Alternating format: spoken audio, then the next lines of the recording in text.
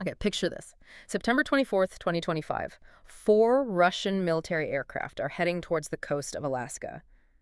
Now, the U.S. response wasn't just a couple of fighters. We're talking 9 Air Force planes scrambled. 9. Including an E-3 Sentry AWACS command plane and 4 big KC-135 refueling tankers. Yeah, it sounds dramatic, doesn't it? Like a major incident brewing, a huge show of force. But then you get the official line from NORAD, North American Aerospace Defense Command, and they say clear as day, this activity occurs regularly and is not seen as a threat. Right, and that's the disconnect we want to dive into today. If it's really not a threat, if it's just regular activity, then why the massive, multi-layered, and frankly really expensive military operation? 9 aircraft, 4 tankers just for gas. That's the puzzle. We're digging into a detailed strategic analysis that looks at all the Russian military flights near Alaska in that Air Defense Identification Zone, the ADIZ, for the whole of 2025. And our mission here, really, is to get behind those carefully crafted press release statements, to understand what's actually happening up there. This isn't just about jets meeting jets. It's about decoding what some call armed diplomacy. These nonverbal signals, especially now during this pretty delicate geopolitical moment, with the second Trump administration trying this diplomatic rapprochement with Moscow. Yeah, and the analysis we're using treats these flights, these supposedly routine flights, as actual data points, part of a bigger pattern of statecraft. So the goal, figure out what exactly Russia is signaling near Alaska. And why is their playbook there so different, dramatically different from the way they act over Europe? Because they are different. You have to see these flights not as one-offs, but as part of a deliberate, ongoing campaign. Okay, let's get specific. That September 24th event that made the headlines, the Russian package itself, what was in it? It was a classic Russian long-range aviation, heavy stuff. You had 2 Tupolev Tu-95 Bear strategic bombers. The ones with the big propellers, ancient but still nuclear capable. Exactly. Venerable, but they carry the standoff cruise missiles. And escorting them, 2 Sukhoi Su-35 flankers. Those are advanced modern fighters. So serious air cover for the bombers. Definitely. High-end air superiority covering those valuable assets. Okay, now flip to the NORAD response. Usually you hear about maybe 2 F-22s or F-16s going out. This felt like overkill. 9 planes. You mentioned the F-16s, 4 of them for the visual ID and escort, and the E-3 Sentry, the AWACS, kind of the quarterback in the sky, right? Giving that God's eye view. That's right, command and control. But here's where it gets really interesting, analytically speaking. The detail that tells you the real operational intent wasn't just the fighters or the AWACS. It was the 4 KC-135 Stratotankers, the refuelers. 4 tankers. Okay, why is that specific detail, the logistics part, so important for understanding this? Because it fundamentally changes the nature of the mission. It's not just a quick hello intercept anymore, lasting maybe an hour or 2. Launching 4 tankers signals operational endurance. It's NORAD showing Moscow, look, we can keep this up. We can stay out here indefinitely. Ah, so they're demonstrating persistence. Exactly. They effectively turned Russia's probe, which is already expensive for Russia to fly all the way out there, into a kind of high-cost training demo for Moscow, showing that the U.S. can outlast them, demonstrate superior logistical capability. But hang on, that level of response, 9 planes, the endurance package seems to completely contradict the official statement that this is routine and not a threat. How do they square that circle internally, the military planners? Well, that contradiction is the message, in a way. It's strategic communication 101, really. Militarily, they have to respond robustly. They can't just ignore strategic bombers near the ADZ.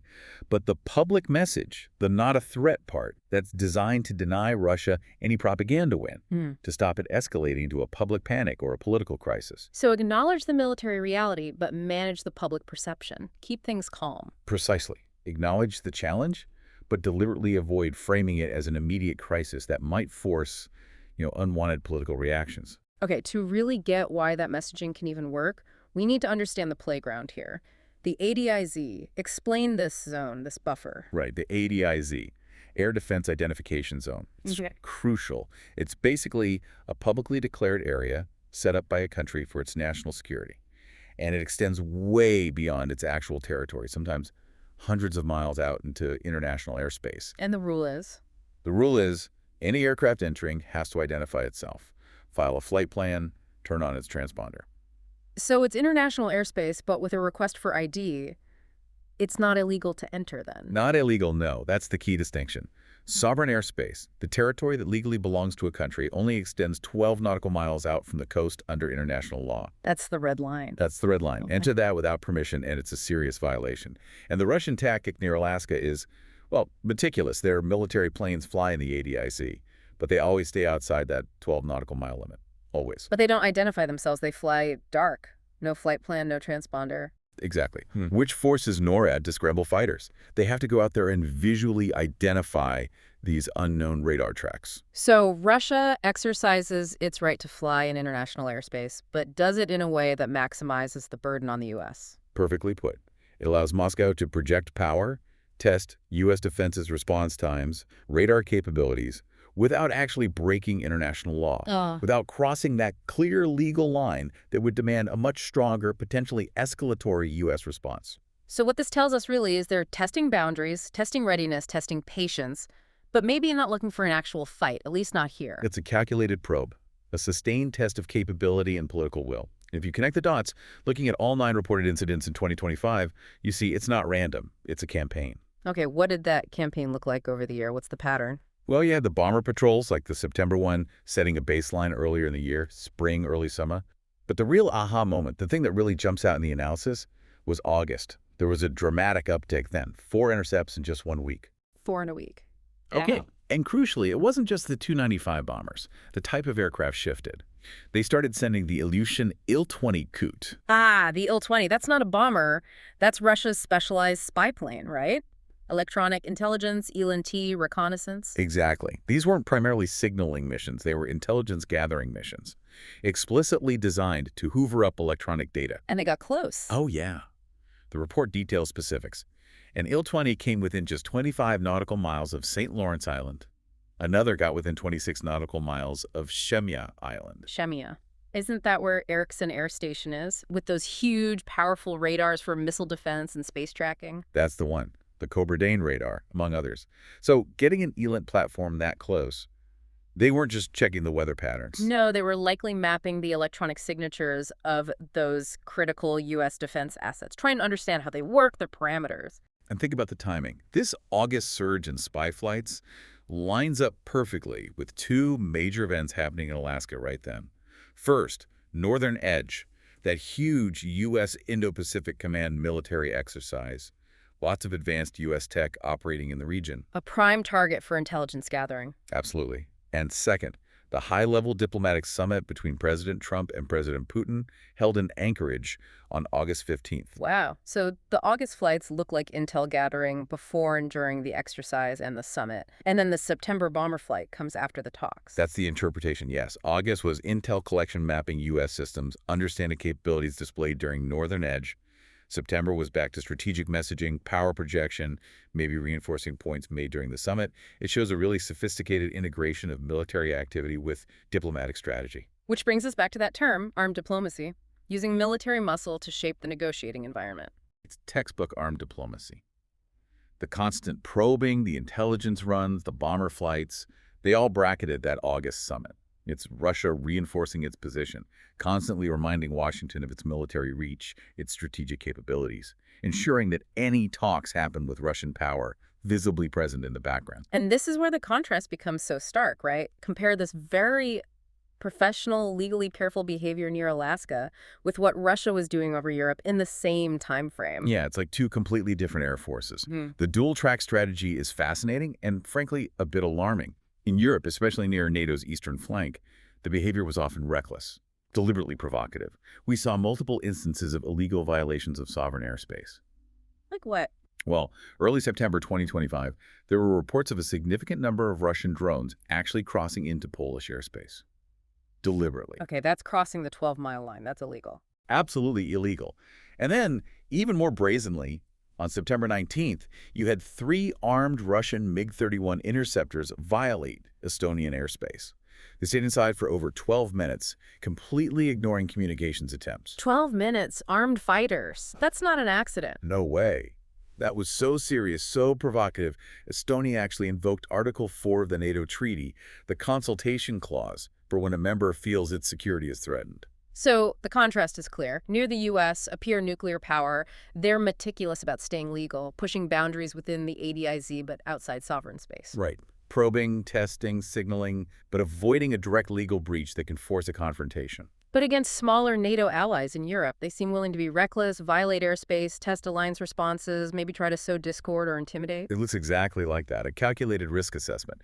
Test the U.S. professionally, test NATO's flank provocatively, see who flinches, perhaps, see how unified the alliance response is. It's a bizarre, almost schizophrenic approach. Responsible major power near Alaska, reckless actor near the Baltics. And looming over all of this, we have to factor in the China angle, don't we? The Sino-Russian partnership.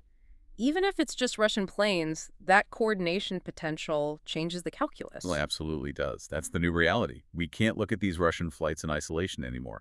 The game changed significantly back in July 2024.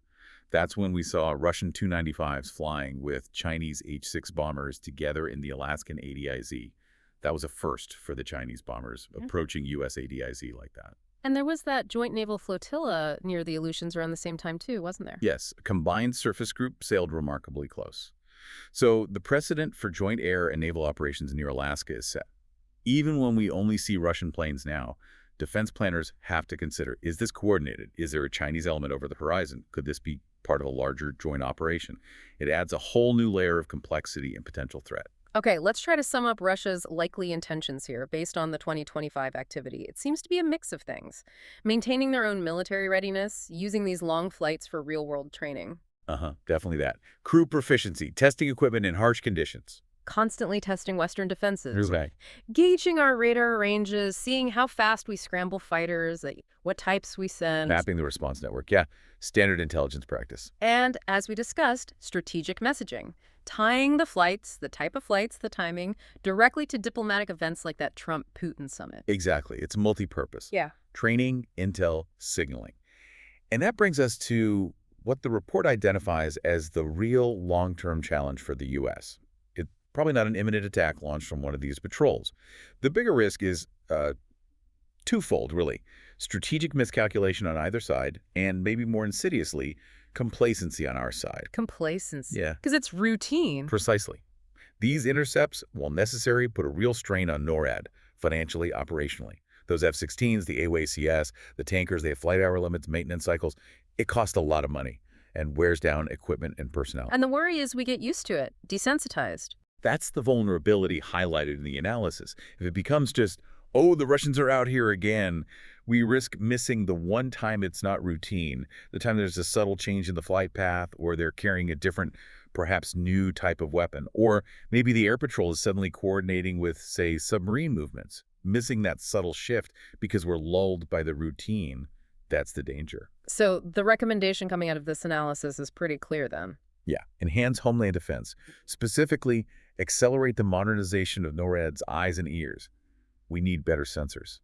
That means investing in the next generation of radars, things like over-the-horizon radar that can see further, and also more space-based sensors, things that can better detect not just bombers, but newer threats like hypersonic missiles or low-observable aircraft. Because this activity isn't likely to stop. If anything, we should probably expect it to get more complex. Maybe larger Russian formations, maybe those joint Sino-Russian patrols becoming more frequent. That seems like a reasonable planning assumption, yes. So when we peel it all back, the key takeaway here is that the routine nature of these Russian flights near Alaska is, well, it's a strategic illusion. As we've seen today, each flight, each intercept, it's like another sentence, another paragraph in this ongoing geopolitical conversation. And it reveals a really sophisticated, multi-layered military strategy at play, whether it's gathering hard intelligence or practicing this armed diplomacy. Which does leave us with a rather provocative question to think about going forward, doesn't it? Given the operational wear and tear on NORAD, and given that we know the Sino-Russian partnership is real and has operated near Alaska before, what happens if, down the line, they combine those elements?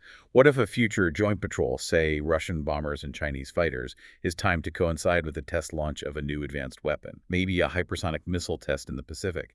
How would the U.S. respond then?